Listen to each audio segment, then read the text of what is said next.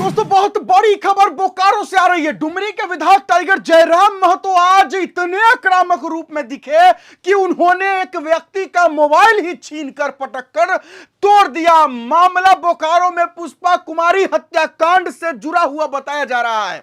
तो आपको पता होगा दोस्तों, पुष्पा कुमारी हत्याकांड को लेकर के पिछले 6 महीनों से जो है वो एसआईटी गठन किया गया था, जिसको लेकर के एसआईटी जांच कर रही थी। लेकिन इसको लेकर के आज बड़ी खबर आ चुकी है। हम आपको आगे सारा डिटेल करेंगे, लेकिन पहले आपको टाइगर जयराम महतो का एक छोटा सा वीडियो क्लिप पहले दिखाते हैं, जिसमें वो मोबाइल छीनकर तोड़ रहे हैं, वो देखिए।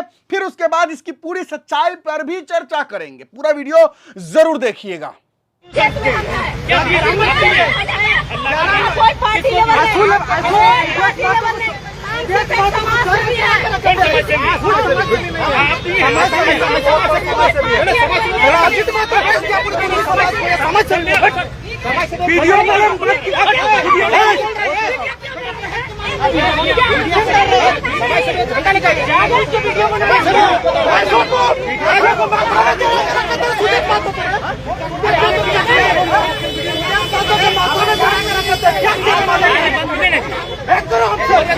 हम लोग कहाँ बंद करें? क्यों बंद करेंगे हम लोग?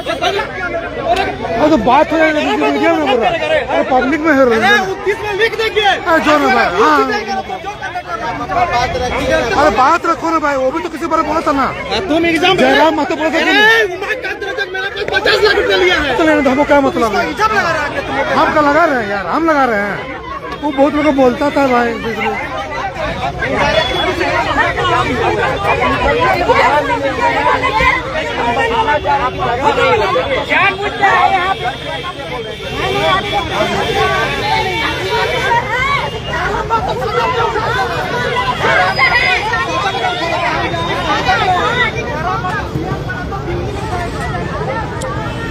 देख लीजिए दोस्तों किस तरह ये लोग कर रहा है, हाथापाई कर रहा है।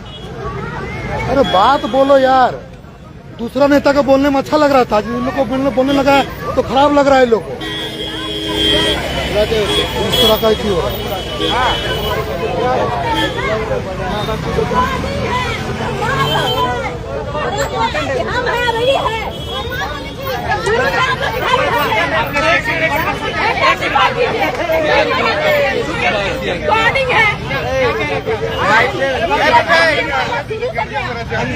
पहले से ही मामला शुरू उनके पास कोई एक्शन नहीं। आज हम लोग दोनों मिल के इसका केस को हम फिर बबीता भी दिया इसमें। हम लोग सब लिपापोती हो गया, सब साफ सुथरा हो गया। दोस्तों इस वीडियो को देखने के बाद ज्यादातर लोगों का यही बयान आ रहा है कि टाइगर जयराम महतो एक विधायक है, उनको ऐसा नहीं करना चाहिए था, उनको एक किसी व्यक्ति का मोबाइल छीनकर नहीं तोड़ना चाहिए था। लेकिन इस पर हम अंतिम में बात करेंगे, लेकिन उससे पहले और वीडियो क्लिप दिखाते हैं बोकारो एसपी महोदय का, और उसके बाद टाइगर जयराम महतो का बड़ा वीडियो क्लिप भी आपको दिखाएंगे। लेकिन अंतिम में पूरा वीडियो देखिएगा। पहले बोकारो एसपी महोदय को सुना जाए। पिंडा जोरा से एक मिसिंग लड़की का एक मैटर चल रहा था और काफी सुर्खियों में भी था, जिसको कांड 147/25 पिंडा जोड़ा जो कि 4 अगस्त को रजिस्टर किया गया है, उसके उद्भेदन हेतु एक एसआईटी का गठन किया गया था डीएसपी सिटी के नेतृत्व में। और उनका जो पॉसिबल सोर्सेज होते हैं उससे हमने अलग अलग सोर्सेज से उसका पता लगाने का प्रयास किया। जो टेक्निकल एविडेंस होता है, ह्यूमन एविडेंस होता है, जो भी सर्कमस्टांशियल एविडेंस होता है, सब अलग अलग सोर्सेज से हमें पता लगाने का जब प्रयास किया तो हमें जो एक व्यक्ति दिनेश कुमार महतो का पता चला कि उसके साथ उनका कुछ पुराना किसी तरह का रिलेशन था। और उसी क्रम में हमें कुछ एक ऐसी सूचना प्राप्त हुई थी जिसके सत्यापन के लिए हम दिनेश महतो को उठा के पूछताछ के लिए लाए थे।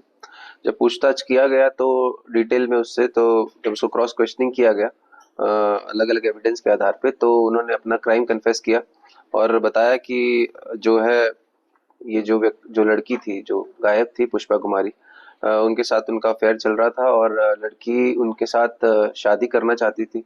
और उसके लिए उनका कहना है कि वो उन पर दबाव बना रही थी। हालांकि ये लड़की दबाव बना रही थी या लड़का उसकी नई शादी होने से जो है परेशान था, ये दोनों में से क्या कारण है वो मुझे लगता है और डिटेल जैसे जैसे आएगी तब क्लियर होगा। बट लड़के ने ऐसा बताया है और उसमें उसने जो है लड़की को हटाने का प्लान किया और उस क्रम में जब लड़की अपना चास कॉलेज में एडमिशन के लिए गई थी उस दिन, जिस दिन घटना हुई 21 जुलाई की ये बात है और वहां पर उसको पता चला तो पीछे से वो गया और उसको बहला फुसला कर वो अलग जगह पे ले गया, पीछे अबैंडेड जंगल है वहां पर ले गया। वहां पर मौका देखकर, अकेला देखकर उसने उसको तय कर दिया। कांड के अनुसंधान में बहुत सारी चीजें आई, बहुत सारे पहलू आए। आप भी जानते हैं हाईकोर्ट भी इसको मॉनिटर कर रहा था और इसमें उनके द्वारा लगातार कई दिशा निर्देश दिए जा रहे थे इसके त्वरित उद्भेदन हेतु। हम लोग भी अपनी तरफ से हर तरीके का संभव प्रयास कर रहे थे, बट ऑफ लेट जो है जब अनुसंधान को हमने देखा, बहुत नजदीकी तरीके से देखा उसको, और जैसे जैसे उसका उद्भेदन की ओर बढ़े तो जो पूर्व के इसमें इन्वॉल्व लोग थे, जो चाहे थाना प्रभारी हो, चाहे आईओ हो, और भी जो एसआईटी के मेंबर्स थे, उनका जो इसमें जो होना चाहिए था, जिस तरह का उनका आचरण होना चाहिए था, जिस तरह से उनको अप्रोच करना चाहिए था, कहीं ना कहीं उसमें हमें सस्पिशियस एंगल्स कुछ ऐसा प्रतीत हुआ और संदेहास्पद उनका आचरण प्रतीत हुआ, जिसके कारण उनके विरुद्ध जो है अनुशासनिक कार्रवाई की जाएगी।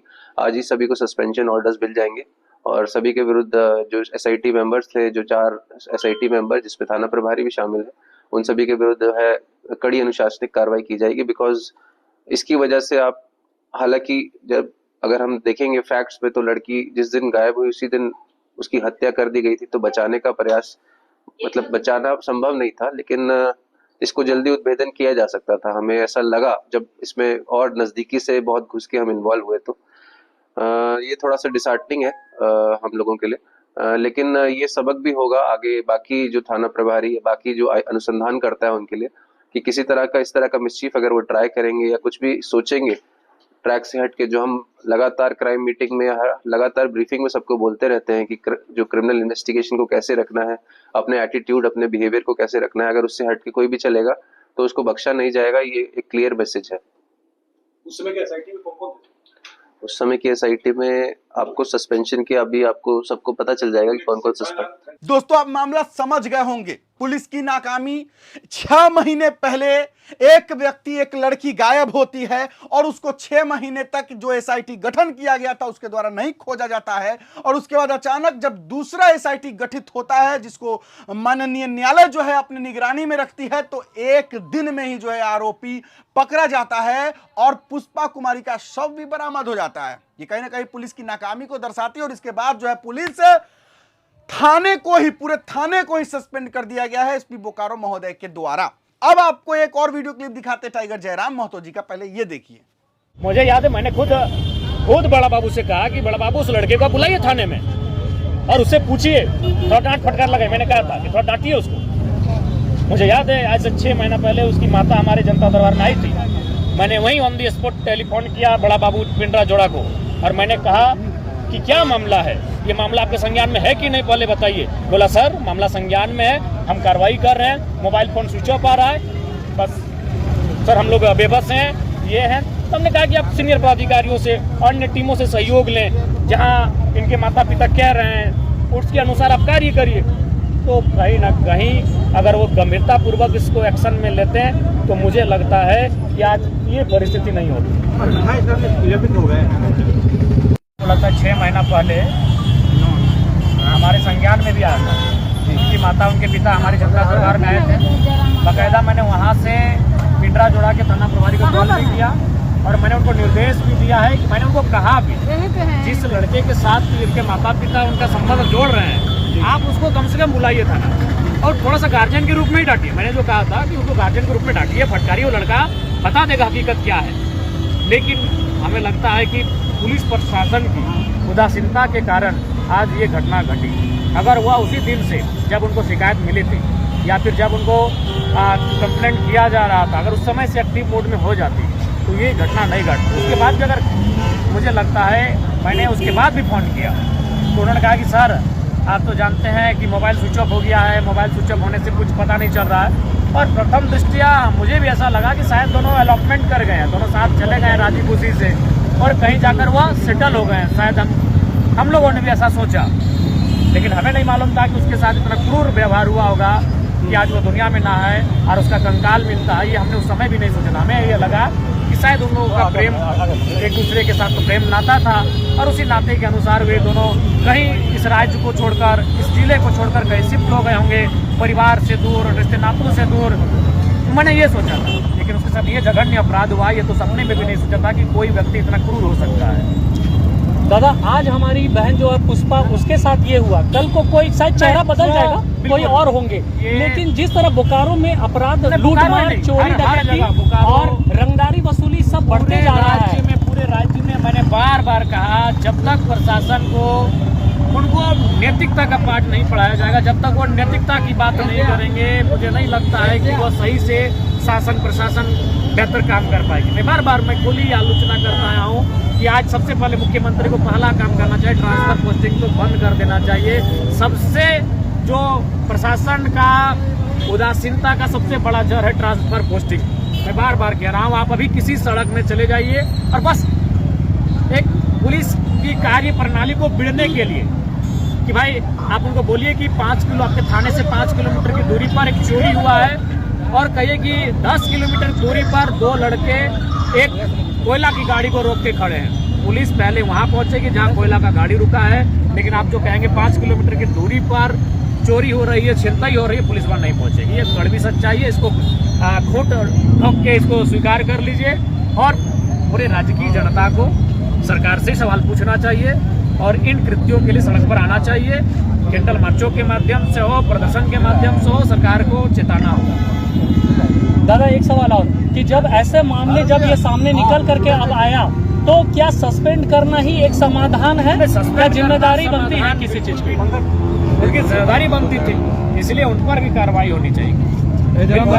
आप मान के चलिए, अपराध में भी अगर हाईकोर्ट संज्ञान लेगा, प्रशासन थाना बना है, व्यवस्थाएं बनी है, अगर उस पर भी अगर हाईकोर्ट के संज्ञान के बाद ये लोग एक्टिव होकर काम करेंगे तो ये औचित्य नहीं है। इनका होना या ना होना जनता के लिए तो समझ में नहीं आता है। आज थाना का जो इमेज है, मैंने विधानसभा में कहा था कि प्रशासन को, पुलिस को अपनी इमेज को सुधारनी चाहिए, लेकिन आज उनकी इमेज यह है कि जो भी व्यक्ति थाना जाता है वो पहले 4 मामूली विषय में 4 क्षेत्र के नेताओं को लेकर जाता है कि चलिए पैरवी कर दीजिए। बिना पैरवी के न एफआईआर होगा, ना बिना पैरवी के कार्य होगा। ये चिंता का विषय है। पुलिस प्रशासन को समझना चाहिए, उनके भरोसे आम जनता की सुरक्षा है, उनके भरोसे उनकी जिंदगानी की खुशहाली है, और अगर उस प्रकार से वो काम करेंगे, इतनी उदासीन होकर काम करेंगे, इतने लापरवाह होकर काम करेंगे, तो आज एक लड़की, एक बहन के साथ ऐसा हुआ है, आने वाले दिन कैसे कई ऐसी घटनाएं सामने आएंगी। इसलिए पुलिस को सचेत होने की आवश्यकता है और आज तमाम बड़े पदाधिकारियों को भी कम से कम समीक्षा बुलानी चाहिए कि केस के क्या स्टेटस है। खासकर जो बड़े अपराध के मामले हैं उन पर कम से कम जिला के कप्तान को हमेशा 15 दिन में, 20 दिन में एक बार बैठक बुलानी चाहिए सभी थाना प्रभारियों से। उनसे बातचीत करनी चाहिए कि अमुक थाना में कितने केसेस पेंडिंग हैं, जो गंभीर केस हैं, उन पर क्या स्टडी है पुलिस का, अभी क्या सहयोग चाहिए आपको बड़े पदाधिकारियों का। लेकिन कुछ नहीं होता है। सभी बस यही चाहते हैं कि भाई मैं ट्रांसफर पोस्टिंग के माध्यम से 30 लाख, 40 लाख, 50 लाख लेकर थाना में आया हूँ, कम से कम उसका 4 गुना 5 गुना कैसे वसूली होगा, उसी पे सारा ध्यान केंद्रित है। और उसी का परिणाम है कि 6 महीना के बाद कंकाल मिलता है, जबकि परिजन 6 महीना से विधायकों के चक्कर काट रहे हैं, थाना का चक्कर काट रहे हैं, सीनियर पदाधिकारियों के चक्कर काट रहे हैं, किनके दरवाजे पर वो नहीं गए। लेकिन ये चिंता का विषय है। चलिए अब आपको हम उस विषय पर बात करके क्लियर करना चाहते हैं। चूंकि आपने जो वीडियो क्लिप शुरुआत में देखा जिसमें टाइगर जयराम महतो इतने गुस्से हो जाते हैं कि वो एक व्यक्ति का मोबाइल छीन करके और तोड़ देते हैं, इसको लेकर के 2 बातें हो रही है। एक बातें कि टाइगर जयराम महतो ने जो किया वो ठीक किया, और दूसरी बातें कि टाइगर जयराम महतो जी ने जो किया वो बहुत गलत किया। गलत वो लोग कह रहे हैं जो लोग शायद हमारे विरोधी पार्टी के चमचे बेलचे हैं। और अच्छा देखिए, मोबाइल तोड़ना, हम ये नहीं कह रहे कि मोबाइल उन्होंने तोड़ा तो उन्होंने अच्छा किया। अगर उन्होंने मोबाइल तोड़ा है तो मोबाइल बड़ी चीज नहीं है, वो मोबाइल खरीदकर डुमरी के विधायक टाइगर जयराम महतो जी उनको दे देंगे। टाइगर जयराम महतो गुस्सा क्यों हुए, उनको क्यों गुस्सा आ गया? क्योंकि वहां पर मैटर जो था वो संगीन था और वहां पर जो है टाइगर जयराम महतो की बातें शायद वहां के लोग नहीं समझ पा रहे थे और लोग वीडियो बना रहे थे, इस वजह से उनको अचानक तेज गुस्सा आ गया। आपको पता होगा टाइगर जयराम महतो का मिजाज क्या है, आखिर टाइगर जयराम महतो इतना वायरल क्यों है? क्योंकि उनके आक्रामक विचार को ही लोग पसंद करते हैं और इस वजह से उनको तेज गुस्सा आया और उन्होंने मोबाइल तोड़ कर रख दिया। कोई दिक्कत नहीं है, मोबाइल तो दूसरा मिल जाएगा। बात यहां यह समझना है कि टाइगर जयराम महतो गलत नहीं है, क्योंकि उनके इसी गुस्से की वजह से आज विस्थापन आयोग बना है, उनके इसी गुस्से की वजह से छात्रवृत्ति मिले इस पर बात हुआ है, उनके इसी गुस्से की वजह से पूरे विधान सभा क्षेत्रों में खलबली मची हुई है कि काम नहीं करेंगे तो हमें जनता खदेड़ देगी। बहुत सारा चीज ऐसा है जो टाइगर जयराम महतो के आक्रामक रूप के वजह से ही हुआ है। टाइगर जयराम महतो के आक्रामकता के वजह से ही आज जो है ब्लॉक में है भ्रष्टाचार कम हुआ है। मैं डुमरी की बात कर रहा हूं और टाइगर जयराम महतो के आक्रामक रूप के वजह से ही जो है आज थाने वाले लोग भी कहीं ना कहीं डरते हैं कि अगर मैंने कुछ गलत किया किसी के साथ तो टाइगर जयराम महतो जानबे करते हैं का आदमी है। तो टाइगर जयराम महतो के इस आक्रामक रूप की मैं सराहना करता हूं। मोबाइल तोड़ना अगर इनका गुस्से में था, गुस्से में कोई इंसान क्या कर जाता है किसी को पता नहीं चलता है। उन्होंने जो किया उन्होंने गुस्से में किया, एक मोबाइल की बात है वो खरीद कर उनको दे देंगे, ये कोई बड़ी बात नहीं है। आप क्या सोचते हैं कमेंट बॉक्स में राय विचार जरूर दीजिएगा। फिलहाल के लिए इतना ही, इजाजत दीजिए मुझे। मेरा नाम बिट्टू सिंह, आप इस वीडियो को मिस्टर बिट्टू पर देख रहे होंगे। जोहार, जय हिंद।